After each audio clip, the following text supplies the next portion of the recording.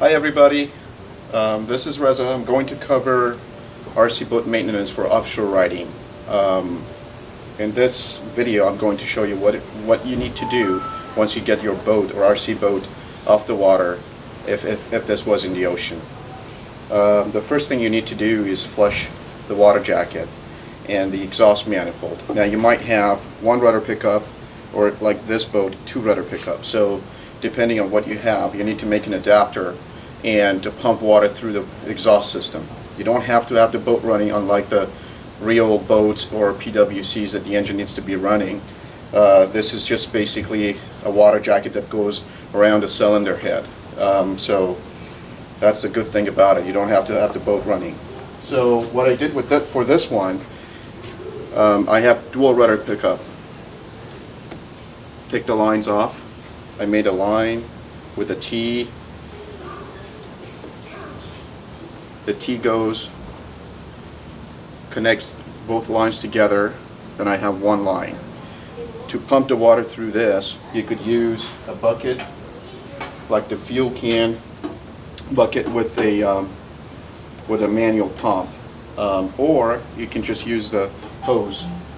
The hose might be better. It's a little bit messier unless you make an adapter to reduce the size, but it is better because you have so much more pressure. If you use a hose, I would say after about 2 minutes of pumping water through your manifold, you probably get literally all the salt out because the pressure is so high and the area that it has to cover is so small. So let me show you that. I'm going to pump water with a regular hose. I'm actually using my Wave Runner flushing adapter because it's just got a smaller nozzle, but it still is not a perfect fit, and I didn't bother making one because the water will be strong, as you'll see. So let's do that. This is a one-man operation, so I'm going to go turn on the water. You'll see the water coming out of the exhaust manifold. You do this for 2 or 3 minutes, you're set. You don't have to do anything. I'm getting all wet, but hey, if you're going offshore, getting wet is part of it, right? Or you could use the easier way out, which was what I told you about, is the manual pump. So that's the first thing you do. You do that for 2 or 3 minutes, you're set. Okay, I showed you how to flush it. The next thing you need to do is completely wash inside the hull. So get a spray nozzle and just, I'm not saying fill it up with water, but completely rinse everything. Everything. You don't want to, basically push water through the carburetor nozzle, intake, but everywhere there's absolutely no place that you shouldn't get water on. The electronic box should be watertight already, and once you do that, use your shop vac or just basically dump the water out by picking up the boat and rolling it. Make sure your electronic box is watertight. I used a basically a RTV. It's not an RTV, but it's a sealant. It's a water pump sealant. It's basically a gasket maker, and you can buy one of those because the rubber gasket that came with the boat wasn't that great. After a couple of times of removal, it was basically tearing out. You want to have some precaution in case the boat capsizes in the water. You don't want it to sink. Now, I bought this boat from my friend, and he had already put some foam, expanding foam from Home Depot, but I wouldn't use those because you have a hard time. If you ever wanted to do any repair, you have to remove all that stuff to have access to the front. So maybe pool noodles would be a better choice. Anything that you can remove might be better than anything that is, kind of, permanent and requires a lot of work to remove. So that's about that. Now, after you wash everything and you rinse everything and let it dry, before any ocean trip, I would highly recommend you using fluid film. Fluid film, I've been using fluid film on my Wave Runner for over 2 years, and if anybody looks at my Wave Runner, they can't tell it's ever been in the ocean. It's one of the best products out there. It's good on the rubber material, it's good on metal, and it basically a combination of a silicone spray and a rust inhibitor. So I'll show you where to rub the fluid film. One thing you need to be careful about, the reason I'm showing the brush on version is the spray on version. If you spray it all over the bolts, the bolts will start coming loose. This thing is so effective.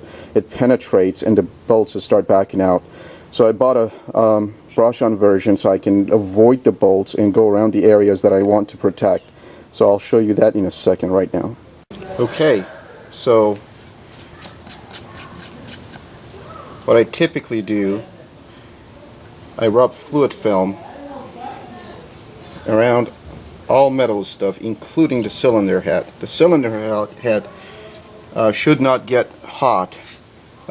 This thing is good is good up to 350°F before it starts evaporating. So most likely when you put it around the exhaust manifold, it will start evaporating, but I'll put it anyways. I'll cover, all the metal materials that are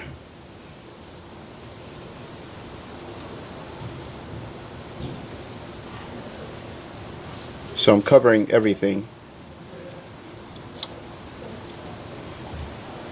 and around the pump where the rubber gasket is,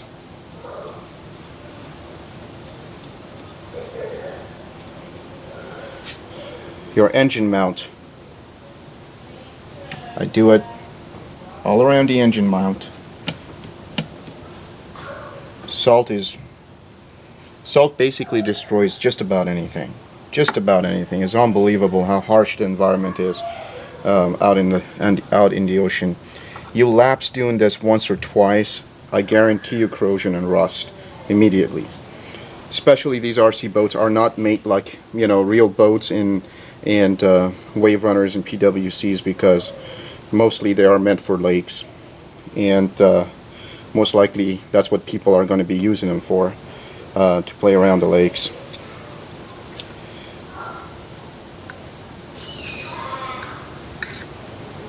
Here we go.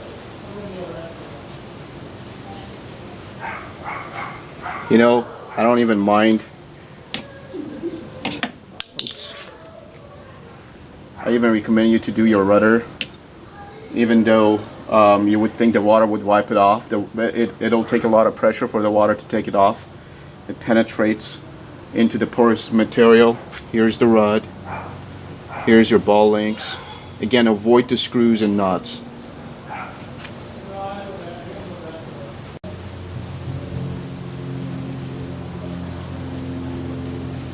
Okay.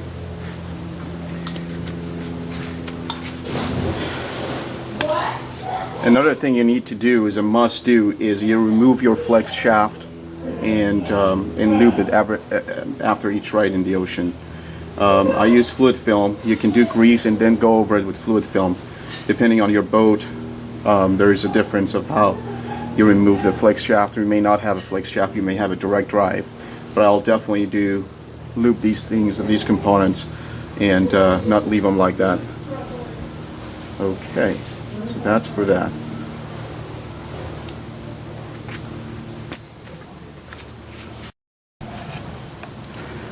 One thing I forgot to mention is make sure that you push water through the rudder as well, so the rudder doesn't rust from inside. Basically connect your pump or manual pump or the line and push water through it. It's simple. It takes only 10-15 seconds and you're good. Last but not least, wax your boat.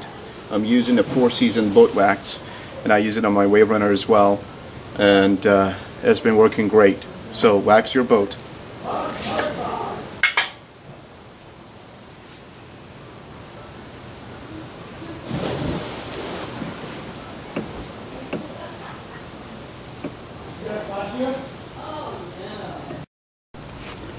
Okay, after a few minutes, a white haze shows that the wax is drying, and then you can use a fiber cloth or a terry cloth and wipe it off. Yeah, wait for that haze to show, though, the white haze right there. Wiping it off. Wow, the shine is amazing. Starts looking like brand new.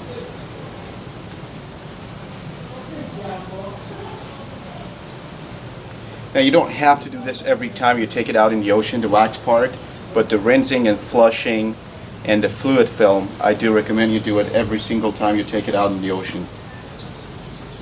Well, that's about it. I hope you enjoyed this small clip to give you some pointers on how to maintain your RC boat for offshore riding.